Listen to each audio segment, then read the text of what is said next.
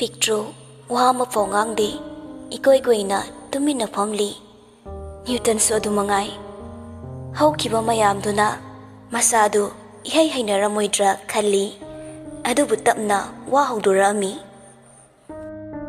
chakjarabo Pictro na yam hauna khumai hoi sir chare Newton khangaudana kanna nokthorei madu ubada Pictro kari soirabano khalli amuksu hena hauna Sir ai chak chare Newton subab oidabana makhutu sathangalai adubu amuk gyan laktuna makhutu lauthui aduga tawfom khangdana lei Pictro sumasadu swai lawi mamitu kirup yenglaga Newton da yengai Newton su mamitu haifet phairaga huran mit yengai Pictro ga mi chana badagi anidu pulapta khangai khangjin dairei ken sangcharake amuksu chaplepi aduga Newton na ijan saunuko ai soiki bane Pictro Newton na adum na haiba wahai amukta tadri aduna nokning basu phawi saudi da sir nangdi kari khaliba Pictro mami to lauk laga kaibo Newton haifet nok laga pakat gano aina haibudi nang hojit chatoisa kei khalegi haibani da nangonda leibo opinion do khangingbo adugi ready toksi ai sigi lambi sida amuk ana khong thangzilaroi thamoi da tariba mami se mathatpa ngamnaba honagani aduga ai magi mangda anaubu punsi asa maga loinana lepkani lepa haide lepa haibase maga haiba nate wado loitringai Newton na o ai gyan tai adubu nang wakal khara dikhanba pai khara khak nate tare tara thokna khalaba tungda aina firepsi laukibani mana ingonda lenakiba adumak aina sumagi mangda lenagani nangna ainingi se revenge loba madumakni nang wakhaldi mona khala asaw bai bo wai se masimuk phataba leite saurasu kusaw lei adubu nangi wakhaldu phati Pictro pendana khumai karigi phataba noisu mukta khalaga yengo kanagumba amada masigi thawdok si thoklaga karamna mabu ngakpi bangam adubu mayamgi babokki meeting aina suguma firep ama laukhibaga magi nungaitaba maong mataw khradunane ai bunupi angangni haiduna nahet piki mamayamdo amata ningsingoi mamingoi na thadabani masi bhawnabra noi nupasina tawbata yaba aikhoi nupi oibisingsu ngasigi samasida tonthana leiba yade haibase aigi wari bu tariba khudingna para amadi tamjausano nupi aikhoi sumini aduna sumba firepse lokibani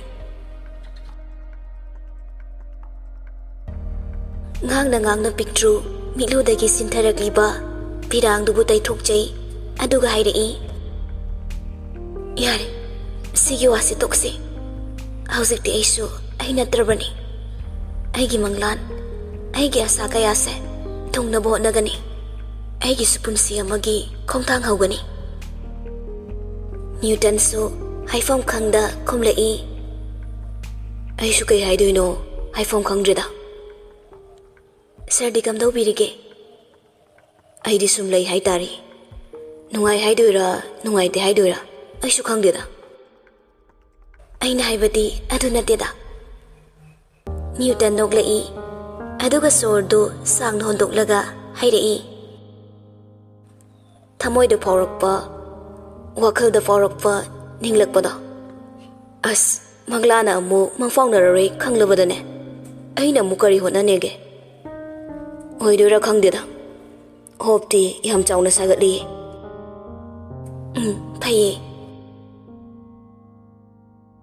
asumna sumlakpana hospital yori Pictro ubada mayamdu ngakna yengnari laimadi ungduna dumak leiri achoksu picture urabada kaishu haide magi thokpa tumina leiri ye Christian amadi muthisu tumina leiri picture su mabu ubada kanamtana karishu hairaktabaduda matomta ikaizaba phawrami Newton na mayamgi achikpadu thugairaga hairei Henry gi phibamdi kamdorage mayamdu karigumba amatta khumde tumina dumak lei kanana su mangonda phamulaw haiduna kaushinde picture ikoi koire masado hainadaba phawri amuksu Newton da yengei Newton su yauna lepaga leibaduda tumina hoi mai hairamdabi chenkhre Newton su tanai adubu picture na changsi haiba yaramde maramasina mayum phawbudi thinbirei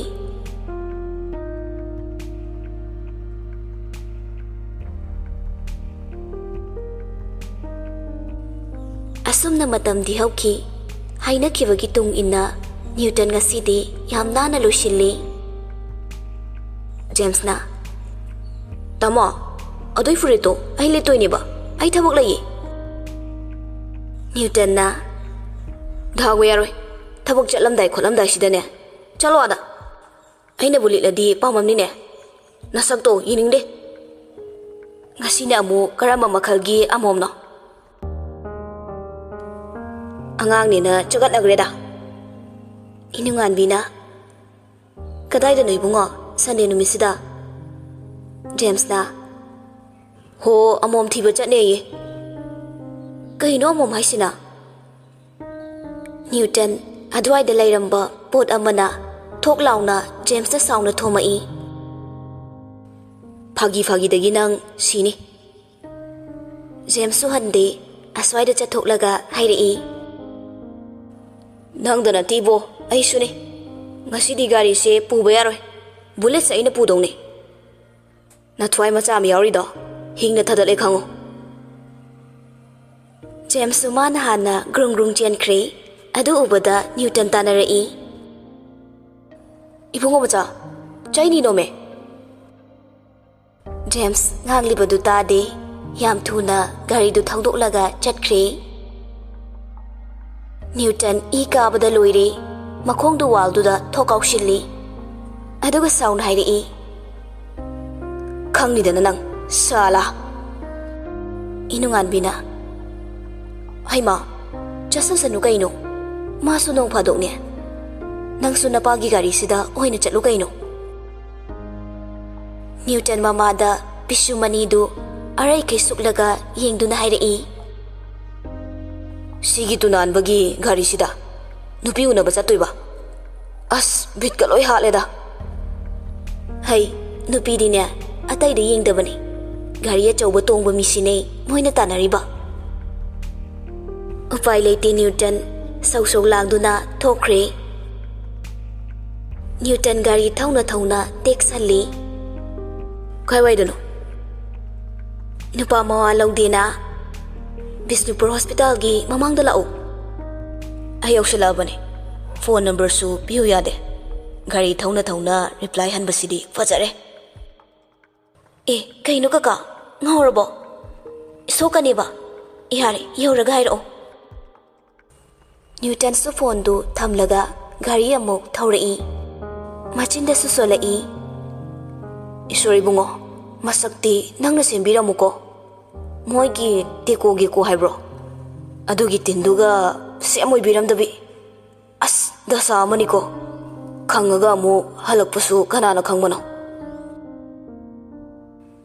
makhoi masaksu amata khangnaba natte ahanbu unabani asumna hospital mamang yauri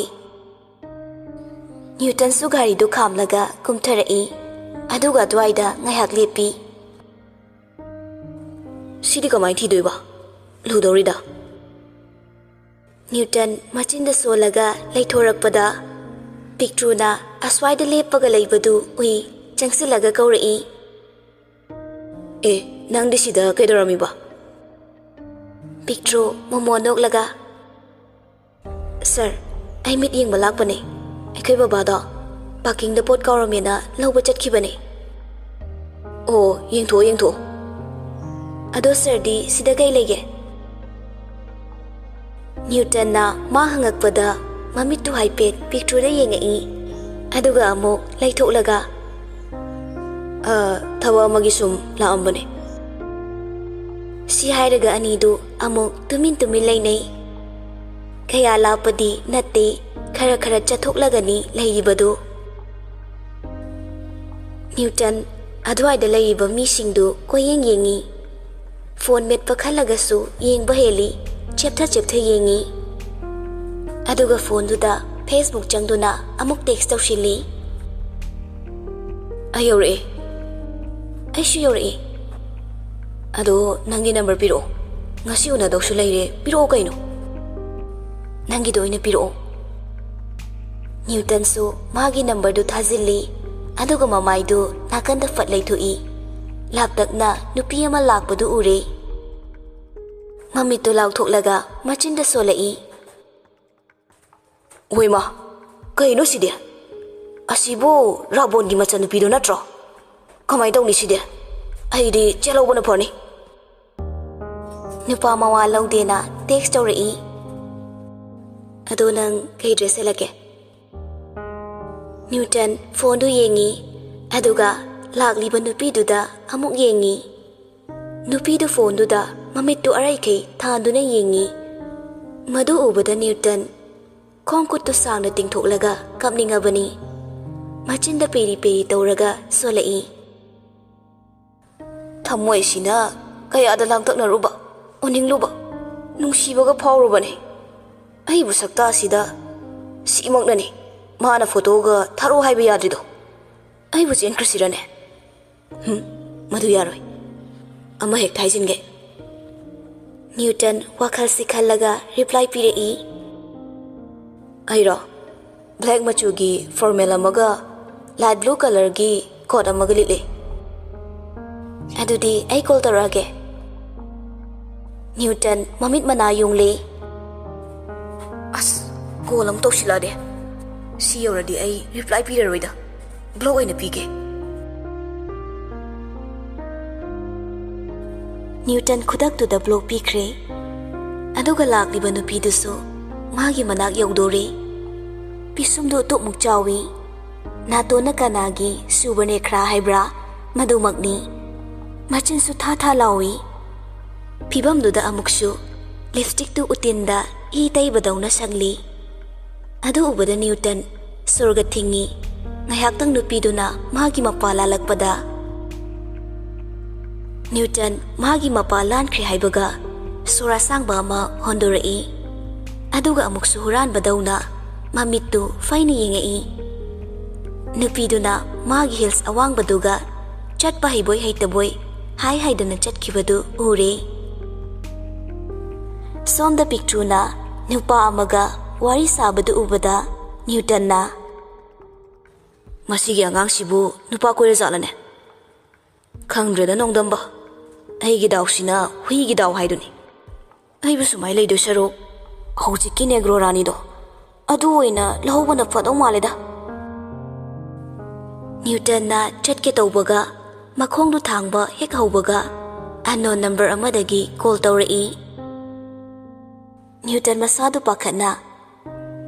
Hais, si amok oiram du jalo. Pai roida ai. Si haiduna Newton amuk chat pa hawi. Miss call ani ahum takraba tungda Newton amuk sukali. Hera pai du di pai lageda. Negro rani oiram magana oirame. Nai khaige. Sala. Newton phone du pai raga hekta lauthrai. Kaino nang khalisa. Phone si paktok tok silakano. Si hairaga amu onthorai. Nupi amadudi tumina chatkirami. Aduga nakanda picture na manada phone haplaga haifet hingakpadu ure. Newton thawa sade fet haidoktuna chatli. Phone duda yam tapna hairi. Kaino kaka ai Newton mamitu lauthorei aduga tungda onthokuna yengi picture na phone da ngangi badu tarai Newton arab akhangnana nang picture su mamitu chapu mok lautholaga sir si haiduna picture mamai leiraga chenki Newton su ngayak tu da tawfom khangde makok holaga lei amuk su angaw badawna noglai Oi ma sibu sidadi sibu honari boba khangni dana tanage si khalaga Newton gari da yam thuna kakhatli aduga picture bu tanarai adubu picture de yam thuna auto tongduna chatkhirami Newton na Imai masi ngang si yengune kaya thuna chatliba khangni dana nang picture da call tawi adubu picture phone du kakthalai khudakta Newton text tawshili khangni dana nang nayumda lakiba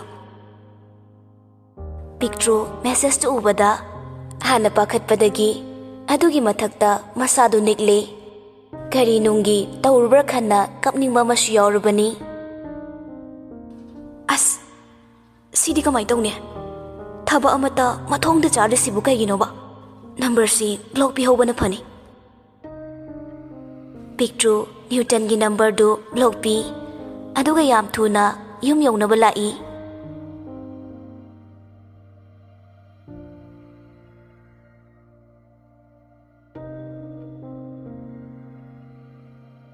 ngayaki tungda picture su yum yawri aduga yam phingni chensilai Tombi madu ubada pakhatna kaidori bema kanana tanare picture mapa ubadagi kemta tawdaba saraga noklaga hairei ha baba kaisu tawdeba si hairaga imungda changi aduga ising glass amakak good thaksili magi matawduda mama mapana ubada ngakna yengi picture amuksu phamungda kakhatlaga amuk sangna tingthoi longna hippaga amuk khalli aina madugi mamangda fasana naigena khanbaneba laidang taribase aibu kamai tawne as amuk yumda changaktana ko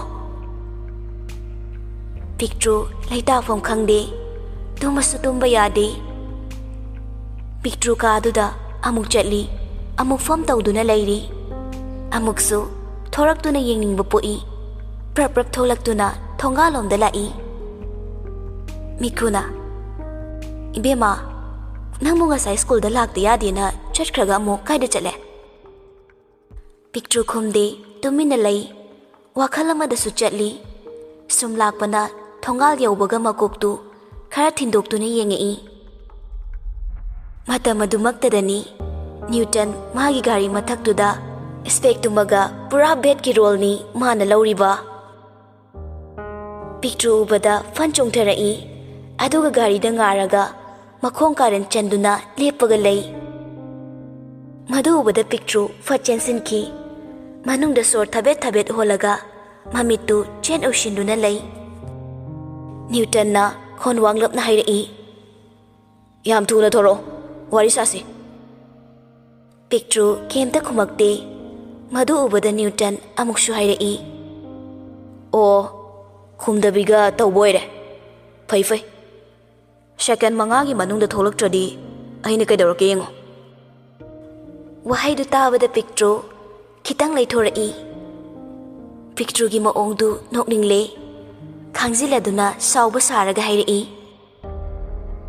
ikairiba yare ikaibado kona ikaigi su ikayo gari da karo picture yam hauna hairei kai chatoino ai talle Newton nokladuna hairei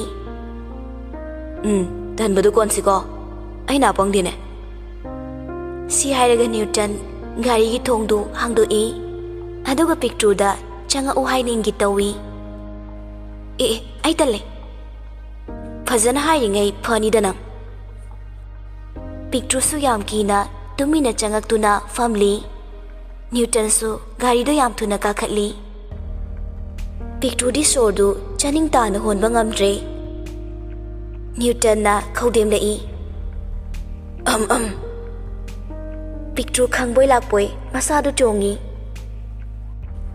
ꯅ꯭ꯌꯨꯇꯟ ꯄꯤꯛꯇ꯭ꯔꯨꯗ ꯌꯦꯡꯗꯦ ꯒꯥꯔꯤꯗꯨ ꯊꯧꯅ ꯊꯧꯅ ꯍꯥꯏꯔꯛꯏ ꯁꯣꯔꯗꯣ ꯑꯝꯇ ꯐꯖꯅ ꯍꯣꯜꯂꯣ ꯑꯃꯨꯛ ꯁꯣꯏꯈꯤꯗꯅꯅꯦ ꯇꯥꯊꯣꯛꯈꯤꯅꯤ ꯄꯤꯛꯇ꯭ꯔꯨ ꯁꯣꯔꯗꯨ ꯁꯥꯡꯅ ꯍꯣꯟꯗꯣꯛꯏ ꯃꯗꯨ ꯎꯕꯗ ꯅ꯭ꯌꯨꯇꯟ ꯅꯣꯛꯅꯤꯡꯕꯅ ꯂꯣꯏꯔꯦ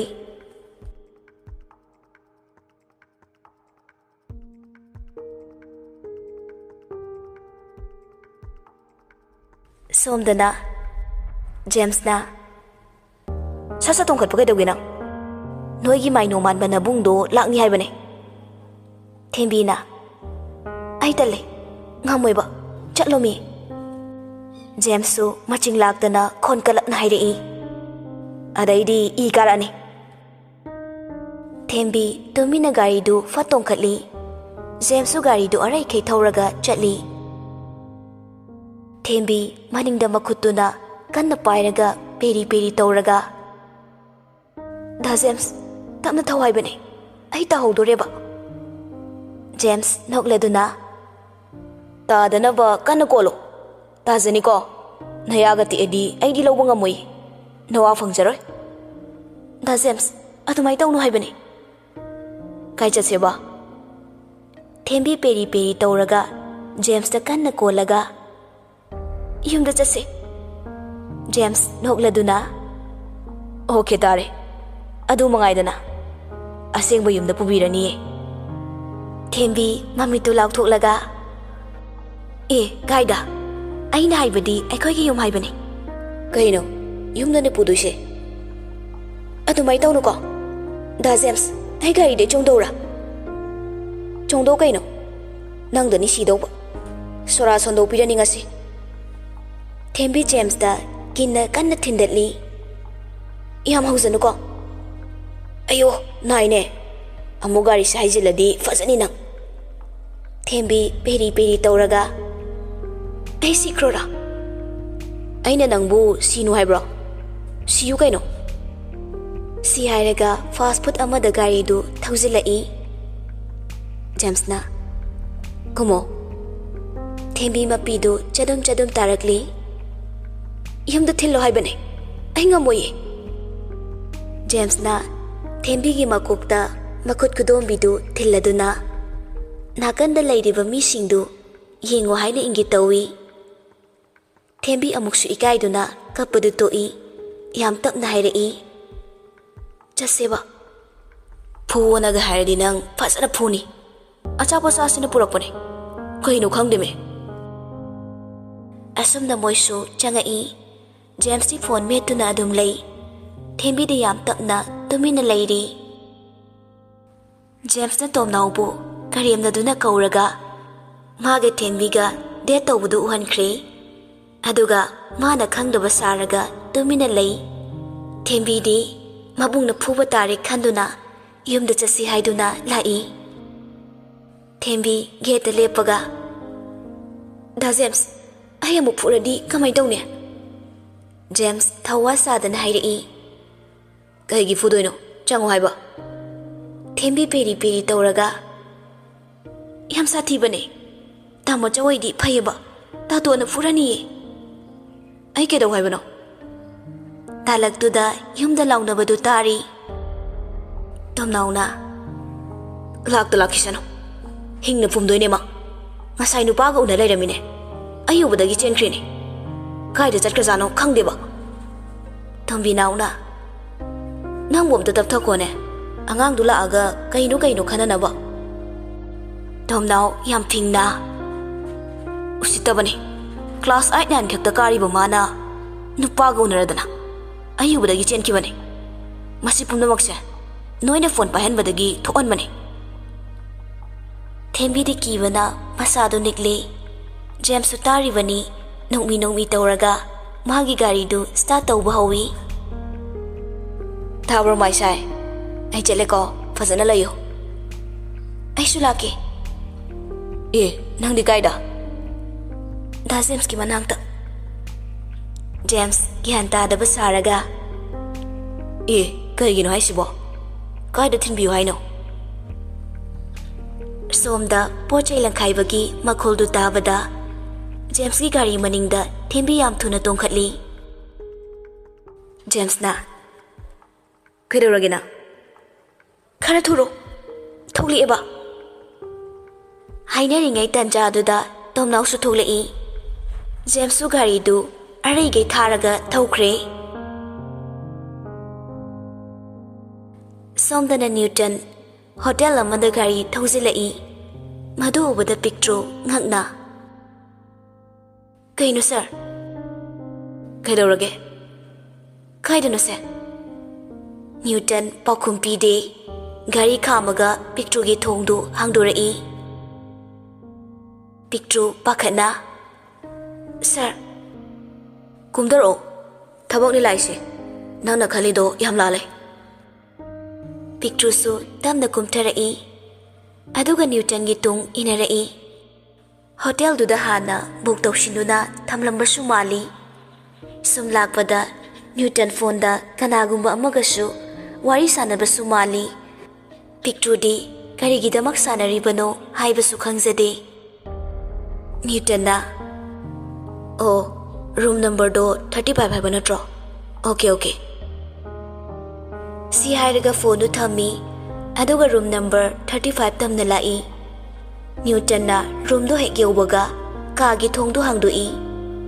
Picture do onsinduna chango haibagi matagum thong de leppaga ngayak lei.